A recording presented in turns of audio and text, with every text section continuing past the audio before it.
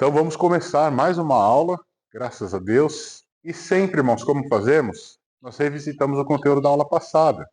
E na aula passada nós tivemos, se vocês me permitem, um resumo em 3 etapas. Nós achamos um problema de viúvas helenistas, né? Viúvas que não eram puras, como o próprio texto diz, puramente da linhagem, que não tinha esse conceito, e esse problema começou a gerar uma série de desconfortos. E foi-se dada uma ideia para que homens fossem levantados para dividir as tarefas da administração dessas viúvas. E aí eu parei entre 3 palavras: homens de boa reputação, repletos ou cheios do Espírito Santo e de sabedoria. E nós entendemos futuramente que esse título desses homens, que hoje nós conhecemos de igual forma, nós tratamos por diáconos, ou seja, a servidão, o serviço, o prazer em servir nas demandas sociais, né? E aí nós percebemos na aula passada também que crescer implica em dores. Uma coisa é você ter uma igreja com 12 pessoas, que eram os 12 apóstolos, os 12 discípulos. Outra coisa é você ter uma igreja com 100. Outra coisa é você ter um momento de conversão de mais de 5.000 pessoas e repentinamente se torna uma estrutura grande. E aí nós precisamos organizar. O que é grande precisa ser organizado. Essa foi a grande dor da aula da semana passada. Com base nela, nós chegamos na aula de hoje, lição de número 9, e o título da lição de hoje é Uma Igreja que se Arrisca. E com base nesse título, nós faremos a leitura, ou nós faremos a exposição, de um personagem específico. Quem me ajuda? Qual que é o personagem? Estevão, esse aí mesmo. E Estevão significa originalmente, seu nome significa? Coroa. Olha que interessante. A palavra Estevão, o nome Estevão, a etimologia do seu nome significa coroa. Antes de a gente falar da aula de hoje, antes de falar de Estevão, deixa eu te fazer uma pergunta. Ela é uma pergunta que ela não tem uma resposta exata. Ela é uma pergunta para que a gente reflita. Quem matou Jesus? Você vê, eu já tive 4 respostas, ouvindo de cada uma de vocês, e cada uma foi uma resposta diferente. Olha como é interessante. É uma pergunta simples. Irmãos, estou um pouco com a garganta ruim, tá? Não é nada demais, é só a garganta. Então, se eu falhar, vocês vão me perdoem. Vou repetir a pergunta. Quem matou Jesus? A figura humana de Jesus. Os guardas, o povo, nós e Deus. Ouvi 4 respostas hoje de 4 pessoas diferentes. Sabe por que essa pergunta é importante? Sabe por que é importante a gente refletir a respeito disso? Para a gente não formar conceitos errados. Eu sempre oro na parte da manhã assim, Senhor, obrigado pela oportunidade de nós ressignificarmos. Ressignificar significa pegar algo que eu já conheço e trazer para uma leitura diferente. Olhar para aquilo novamente e falar assim, será que eu estou certo?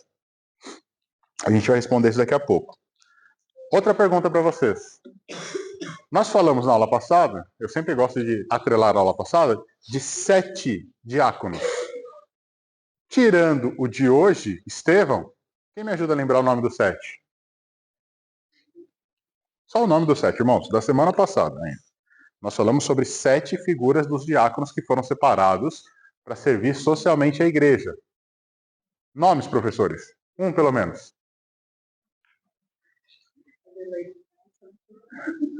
A irmã Adelaine não está aí para soprar. Vamos então recapitular? Porque é importante, irmãos. E na semana passada eu falei justamente isso. É difícil a gente gravar esses nomes, porque pouco se sabe na tradição a respeito deles. Mas foram importantes, eles resolveram um problema social que estava acontecendo. Eu anotei para a gente não esquecer. Estevão, que é o alvo da lição de hoje. Vou abrir um parênteses. O primeiro Marte, nós consideramos o primeiro Marte, vamos falar disso daqui a pouquinho. Felipe, vamos contar para não perder? Prócoro, Nicanor. Lembra do Corinthians? Timão. Agora é seu rival. Parneiras. Quase. E o último, Nicolau. Ok?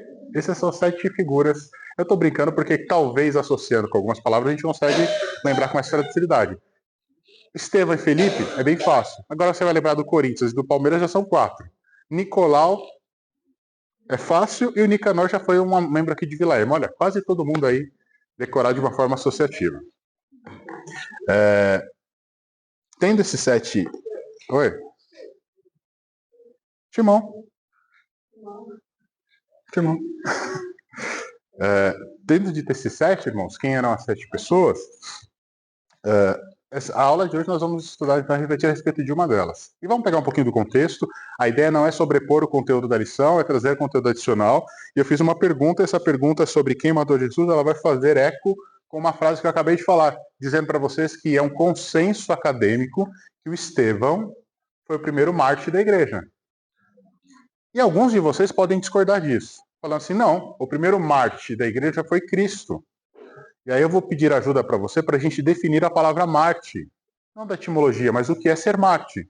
Porque nós entendemos, tá? Parece técnico, mas é simples, irmãos. Nós entendemos que mártir é aquele que tem a sua vida ceifada, ou seja, morre involuntariamente em função de algo maior, em função de um cunho religioso, ok? Isso é a definição simples de mártir. Quando a gente fala de Jesus, foi involuntário a morte dele? Foi voluntário?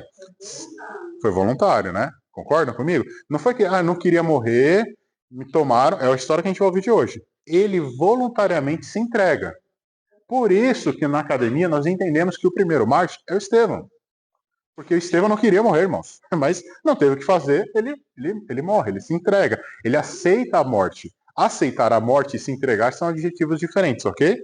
Por isso que é um consenso. Quem que é o segundo mártir na nossa história? Não está na revista, mas é uma pergunta. Nós vemos Estevão morrendo. Logo na sequência, cronologicamente, morre mais uma pessoa de forma involuntária por conteúdo religioso. Estevão religioso e essa por conteúdo político. Estevão primeiro, quem é o segundo? Essa eu não vou responder, não. Essa eu vou deixar vocês pesquisarem. E aí eu fico pensando, vamos pegar o contexto de Estevão, a gente vai falar um pouquinho mais sobre o que aconteceu, mas enquanto eu lia, eu fiquei pensando sobre uma pergunta. Por que apedrejamento, né?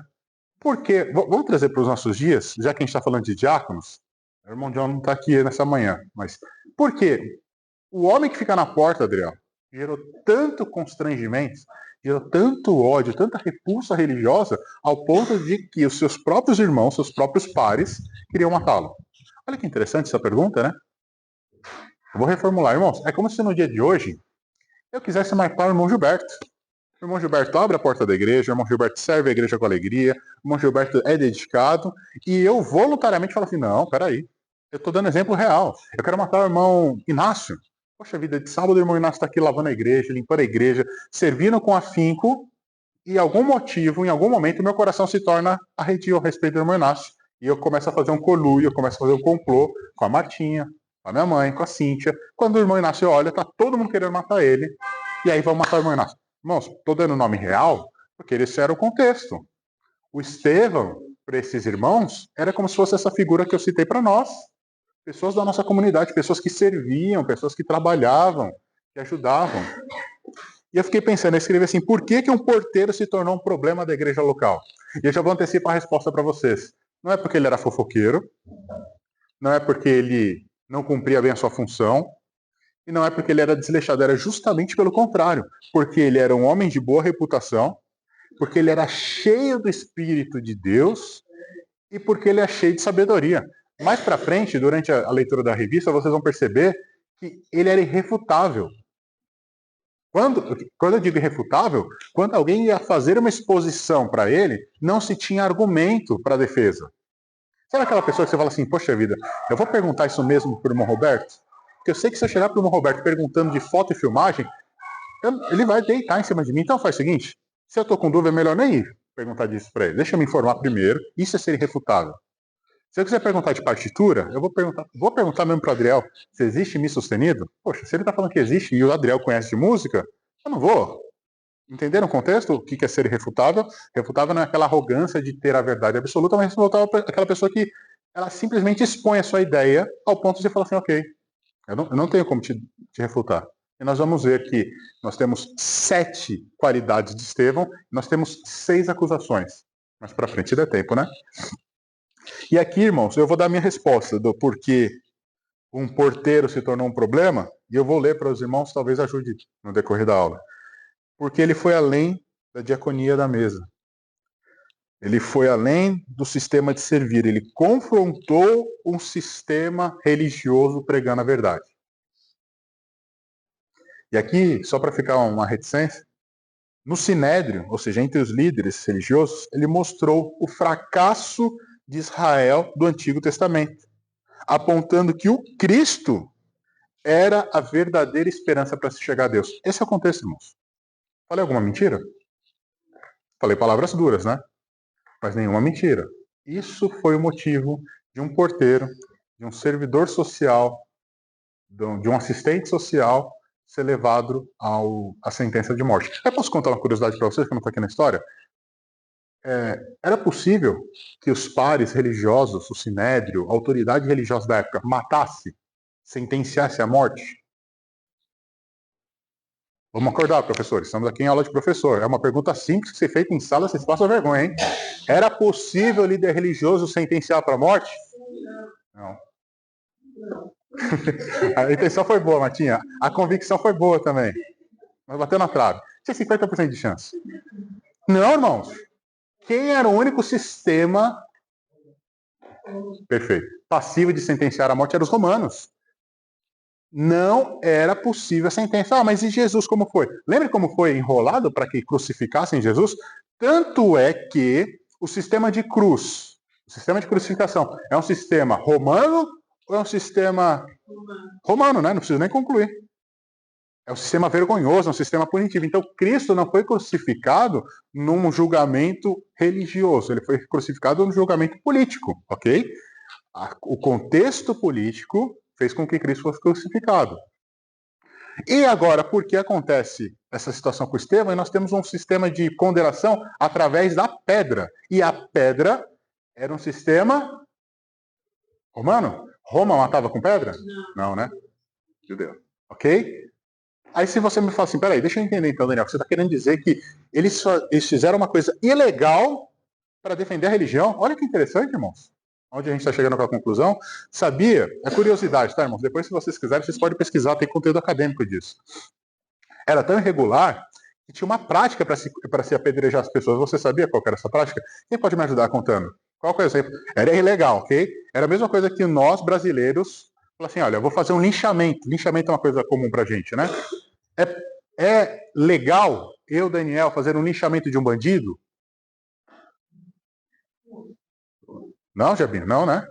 Por lei, vou repetir, quando eu falo de legal, por lei aqui no Brasil, Daniel pode linchar o bandido porque, por nenhum motivo, ok? Certo? É o mesmo contexto. Mas se às vezes o Daniel quiser fazer um esqueminha para dar um jeito numa coisa que a polícia não resolveu, é o que acontece e era o que acontecia. E como era feito esse processo de apedrejamento? As pessoas eram empurradas, eles eram levados até um determinado local alto, até um determinado local grande, e não importa, você burla a lei, né? Esse que é o problema. Não importa se a pedra foi para você ou se você foi para a pedra, ok? Entenderam o contexto? Eu levo você para algum lugar alto, eu simplesmente te empurro, você cai na pedra, aí para te ajudar, porque você está machucado, eu demonstro a minha clemência, eu jogo mais pedra em você para você morrer mais rápido. Esse é o sistema de apedrejamento que a gente está falando essa manhã. Lembra disso? Lembra de uma história parecida que a gente ouve no Evangelho? Pegaram Jesus uma certa feita e fizeram o quê? Arrastaram para o apedrejar. Esse arrastar para o apedrejar não é jogar ele no chão para atacar a pedra. Era arrastar porque se jogassem ele e ele caísse na pedra, poderia ser passivo de tomar mais pedrada. E eles não conseguiram, ok? Cristo não foi apedrejado. Só que o nosso amigo, nosso irmão Estevão, ele é propositalmente sentenciado à morte e acontece isso com ele. Não é que, de imediato, se você não teve oportunidade e tiver estômago, pesquise o que é um apedrejamento naquela região. Eles acontecem até hoje. É uma coisa muito forte. É uma coisa que a gente imagina que é umas pedrinhas pequenas jogadas na cara. Não, irmão, são uns pedregulhos. E o primeiro ato é que você automaticamente caiu numa pedra. Esse era o sistema para não fugir à lei, porque os romanos não permitiam para que isso acontecesse. Enriqueceu sua mãe essa informação? Boa, né?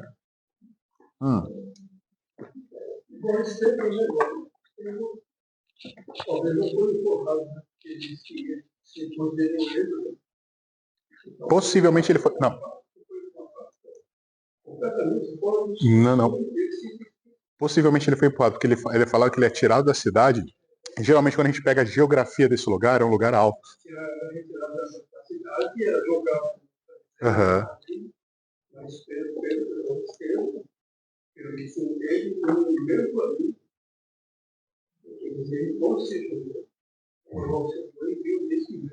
Sim, sim. Ele, não estou refutando que ele se coloca de joelho, mas inicialmente não se podia atacar uma pedra.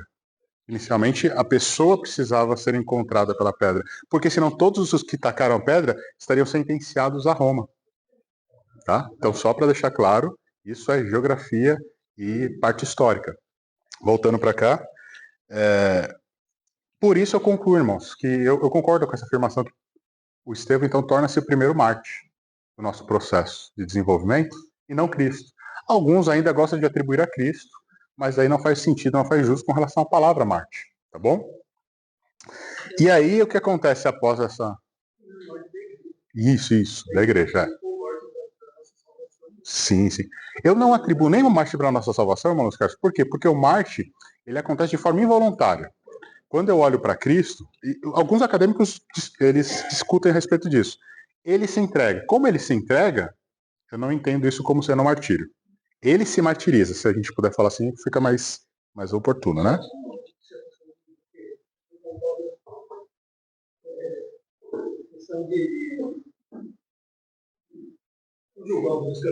Claro. Quando o irmão perguntou matar Jesus, se olhasse em torno lá, o mano matar, mas ninguém matou. Jesus disse: a minha vida eu mesmo. Houve então da parte.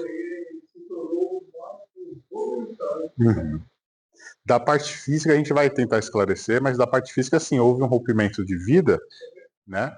E alguém provocou isso e alguém executou isso. Né? Vamos continuar aqui? E aí o que acontece após a morte do nosso irmão Estevão? As suas roupas são levadas aos pés de um certo doutor. Aí todo mundo já conhece a história, né, irmãos? Então não vou precisar alongar a respeito de quem é esse doutor. E o que acontece depois desse momento? Isso é interessante, sabe, irmãos? Interessante por conta do raciocínio que a gente vai provocar no final. O que acontece após o primeiro martírio da igreja? Da primeira situação de exposição ao risco de morte da fé? Eu só achei uma explicação do que acontece depois disso. A igreja toma uma proporção sem antes vistas. As pessoas são dispersadas. Lembra do contexto da aula passada, que eu falei que essa era a continuação daquela?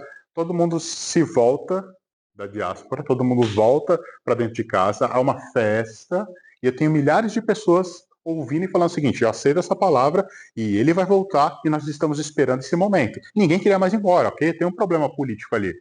Agora, o que acontece com essa primeira morte? Essas pessoas elas são expelidas aos quatro cantos do mundo. Menos os apóstolos. Esses são proibidos de deixar o local. Sabe o que acontece após a morte? Então, estou tentando resumir de uma forma mais simples. Começa a ser divulgado o evangelho em lugares aonde antes não era possível. Começa a se colocar a boa notícia ao alcance de todo mundo e hoje chega para nós essa informação. Ou seja, o martírio, a gente tem uma frase da aula da semana passada de que o crescimento da igreja foi regada com lágrimas e sangue dos nossos primeiros irmãos. Essas lágrimas e esse sangue proporcionaram expansão do reino de Deus naquela época. Assim começou essa divulgação, como foi prometido, localmente, nas cidades circunvizinhas e até os confins da terra. Essa é a grande resposta, irmãos, do martírio. Pensando nisso, eu fiz uma anotação, eu tenho 8 minutos para concluir ela. Por quê, né, irmãos? Por que Deus permite? Se a gente entende que Estevão ele tinha as 3 qualidades do diácono do local, era uma pessoa de boa reputação, sua reputação o precedia. Reputação preceder quer dizer o seguinte: a pessoa olha para você e fala assim, poxa vida, aquela pessoa é assim, assim, assim, antes de você chegar. Hoje em dia, a reputação de alguns crentes é de ser caloteiro, concorda? Hoje em dia, se você fala que você é pastor, você tem uma desvantagem. Só de uma época que falar que era pastor era mais importante do que um cheque de fiação. Você não precisava nem de fiador. Ah, eu sou pastor, lembra disso? Antigamente era assim. Eu sou pastor da igreja. Não, você é pastor da igreja, eu tenho certeza que você vai arcar com seus compromissos. Hoje em dia, não. Eu não estou em detrimento de um ou outro, eu estou falando o conceito da boa reputação. Antigamente falava que você era crente, nós tínhamos certeza que você não contava mentira. Não é isso? Eu estou falando do nosso meio, irmãos. Não estou falando do terceiro, não. Estou falando da dentro de casa. E por que Deus permite que uma pessoa com uma reputação tão boa, que a precede, passe por tudo isso? Morrer de uma forma desonrosa, morrer de uma forma horrenda, e sem ver, irmãos, o fruto do seu trabalho. É uma pergunta que é interessante. Eu não tenho uma resposta exata e nem tempo para discorrer. Mas você pode fazer uma aplicação pessoal disso. A semente, e futuramente nós vemos Paulo defendendo o seu ministério, Paulo fazendo a sua defesa, usando o exemplo de Estevão. Olha que interessante. Às vezes nós não vemos o plantio que nós realizamos. A própria Bíblia fala que um planta, um semeia, um colhe, Deus pertence ao crescimento. Irmãos, infelizmente, não há uma resposta certa. Nós queremos ver a justiça com as nossas próprias mãos. A gente quer ver o bem prevalecendo e quer ver o homem de bem dando certo, não é essa a nossa vontade? Com Deus não, irmãos. Essa história foi que um homem muito bom pagou com a vida por fazer o que era certo. E se vocês me permitem, eu vou fechar aqui falando das 6 acusações que esse homem de bem sofreu. Se você não tomou nota, anote aí para dividir em classe. Primeiro, ele foi acusado de blasfemar contra Moisés. Já que era um cunho religioso, as acusações são de cunho religioso, ok? Não era político. Blasfemar contra Moisés, blasfemar contra Deus, blasfemar contra o templo, blasfemar contra a lei, falar que Deus ia destruir o templo, e a última, falar sobre mudanças dos costumes tradicionais impostos por Moisés. Estou falando de costume, não de lei. 6 acusações. Com base nessas 6 acusações, uma sentença de morte. Ao mesmo tempo que eu tenho 6 acusações, se você me permite o trocadilho, eu fiz 7 lições que nós poderíamos aprender com isso. E aqui eu vou finalizar, irmãos. É muito sucinto. Eu não tenho tempo de explanar uma por uma. Primeira delas, defesa de fé. A fé consolida-se com o crescimento e com o conhecimento da palavra, não através dos milagres. Irmãos, fala que ele era um homem poderoso, fala que ele era um homem que fazia muitas obras, fala-se a respeito disso. Aliás, a gente tem pouca informação oficial, a gente tem muita tradição, mas o que eu percebo é que manter um conhecimento, ter a palavra como ato principal, é a grande lição que eu tenho sobre esse processo. Ele era irrefutável. Se vocês me pedirem uma informação de Estevão que eu pudesse transmitir a todos, é ser irrefutável com educação. Segunda grande lição: Deus é soberano sobre todas as coisas, inclusive sobre o sofrimento. A gente prega muito um Deus de vitória, a gente prega muito um Deus que traz pra gente bálsamo, que, olha, Deus vai te curar. E tudo bem, irmãos, tem determinado momento da nossa vida que a gente precisa ouvir uma palavra de bálsamo. Mas lembre-se disso, acima dessa palavra de conforto, existe um Deus que é soberano sobre a dor, sobre o sofrimento. Terceira lição: proclamar a palavra do Senhor com clareza, mesmo em um meio escuro. Quarta lição, estou correndo porque o tempo está avançando. O desafio de estudo da Escritura: não seja raso nem contemporâneo. Não permita-se alterar. Isso só com base na revista, na lição de hoje, com base na história de Estevão, irmãos. Quinto, seja de boa reputação. Manifeste sua boa reputação publicamente. É muito fácil a gente falar do que era. É muito difícil falar do que somos. Acabei de dar um exemplo para vocês. Antigamente os pastores eram, os crentes eram. Precisamos ser hoje. As pessoas precisam olhar para a gente e ver Cristo, sim, mas antes de ver Cristo, elas precisam ouvir que nós temos uma boa reputação. Se o Daniel for um mulherengo, vocês podem nem saber, eu posso fazer isso no meu trabalho sem que nenhum de vocês seja capaz de chegar lá. Mas eu vim aqui, eu posso dar uma bela do moratório, comover vocês, impressionar, deixar todo mundo estar dormindo, acordado, alegre, feliz, dar um monte de informação que ninguém conhece. Mas se eu for um mulherengo, se eu for um mentiroso, se eu for um caloteiro, se eu for um mau pai, se eu for uma pessoa que judia, se eu for uma pessoa que não demonstra zelo, não adianta. Uma das lições que eu aprendo com o Estevão é que as reputações elas precisam ser manifestadas publicamente. Daniel, mas eu não gosto de fazer nada para ninguém ver, não. Nós aprendemos que as pessoas escolhidas, as 7 pessoas escolhidas aqui hoje, foram pessoas que elas demonstravam publicamente a boa fama. Precisa, irmãos. Às vezes é tão importante quanto ser, é demonstrar que você é. Não ligo do que falam de mim. Bem, se preocupa não, você não vai morrer. Sexto, somos Nós não somos vítima, somos voluntários. Irmãos, eu não vejo o processo de Estevão como sendo alguém que foi vítima da sociedade, foi vítima do sistema religioso, foi vítima de uma geração. Não, ele foi voluntário. Ele quis trabalhar, ele quis insistir, ele quis se permitir o que ele permitiu. Então, se você está se achando assim, olha, você não tem mais ninguém, infelizmente tem que ser eu, não precisa ser infelizmente você não. Mas se você quiser ser voluntário, quiser ser digno de sofrer e padecer por isso, você está sendo convidado nessa manhã a fazer uma releitura sobre os porquês. Amorzinho, quero 2 cartinhas. 7º, e o mais importante, Deus não nos abandona. Poucas pessoas no Velho Testamento, como disse o irmão Luiz Carlos agora há pouco, viram a figura do próprio Deus, Filho de Deus à direita. Há uma expressão de observar o Filho de Deus à direita, uma expressão sobre julgamento, sobre justiça, sobre trazer a justiça. Ele não vê ele só à direita, ele vê à direita e tem um acréscimo sobre essa imagem que ele vê e transmite. Ele vê à direita e vê... Geralmente se fala sentado. A visão dele não é assentado. Em pé. Olha que interessante. Se você pegar, eu tenho vários homens no Velho Testamento que têm uma tratativa parecida. Ele trata ver os céus abertos parecido com Ezequiel. Aliás, o filho do homem, a gente vê 107 vezes mencionados no Velho Testamento, e geralmente atribuído dessa forma. Ezequiel é o pai dessa expressão, né? Nós vemos a expressão em pé à direita de Deus, como Daniel. Ele usa o termo, eu vejo o Filho do Homem, como o próprio Cristo se autodeterminou no seu ministério.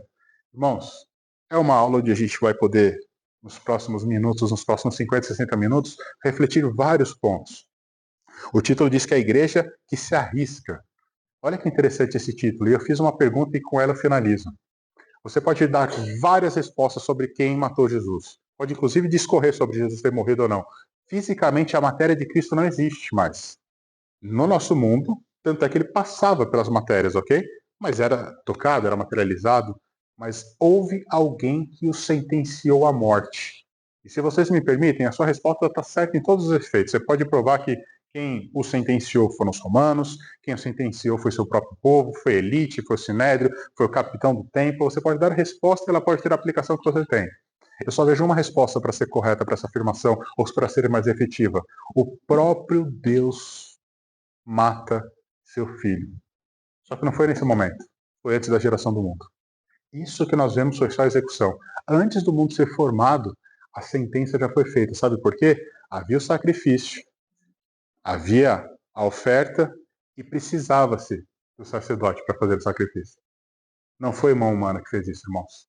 Por mais que a escolha tenha sido dele, se você comparar lá com a música que canta o irmão Luiz Carlos com frequência do Abraão, e depois Jesus tipifica esse sacrifício, peraí, tá faltando alguém, tá faltando o sacrificiador, tá faltando quem vai fazer o ato. O próprio Deus é o cutelo, irmãos, nessa história. O próprio Deus desce com o cutelo. Se na história do Abraão ele interrompe e fala assim, não faça isso, na história com ele, ele vai até o final e cumpre o sacrifício. Nós vemos alguns exemplos, irmãos, e Estevão é um deles. Diga, irmão Luiz. Isso. Faltava, para o sacrifício ser completo, faltava o sacrificador. Exatamente. Amém, irmãos? Irmãos, hoje eu estou extremamente com a minha garganta doendo. Eu espero que o professor em classe consiga ser abrangente, tenha tempo para chegar com você em pontos que nós não conseguimos. A ideia desse primeiro momento é passar os avisos gerais. 2, alinhar esse conteúdo a todas as classes do departamento infantil ao departamento de adultos. E 3, ser um aquecimento para o que Deus vai falar. Que o seu coração esteja pré-aquecido, irmãos. Para que esse momento de classe Deus possa falar com você, para que você possa trazer elucidação. Nós não precisamos concordar com tudo, não, viu, irmão? Você pode ter a sua opinião, eu posso ter a minha. Não tem problema nenhum. Mas que tenha frutos o que você está se dispondo a refletir nessa manhã. Amém? Vamos ficar de pé para orarmos? Senhor Jesus, obrigado, meu Deus, por mais um dia de vida. Obrigado, Senhor, porque mais uma vez o Senhor nos permite lermos a sua palavra, refletirmos sobre ela, meu Deus. E com um ato tão simples como esse, trazer para a nossa vida a aplicação pessoal da sua vontade para nós. Meu Deus, aquele aluno que ainda não chegou, que está a caminho da sua casa, traga-o em paz. Aquele que por essa manhã não consegue vir, meu Deus, por motivo físico, por saúde, meu Deus, ou por incapacidade, seja, Senhor, a pessoa o conforto nessa manhã para essa pessoa, meu Deus, e porque enquanto nós possamos, enquanto nós conseguimos, meu Deus, ir para sua casa, nos proporcione, meu Deus, um dia mais na sua presença. É o que nós te pedimos. Seja o Senhor o docente maior nessa classe, seja o Senhor o coordenador dessa escola, e nos dê um momento abençoado. Te pedimos isso em nome do seu Filho Jesus. Amém. Que o Senhor nos dê uma boa aula, irmãos.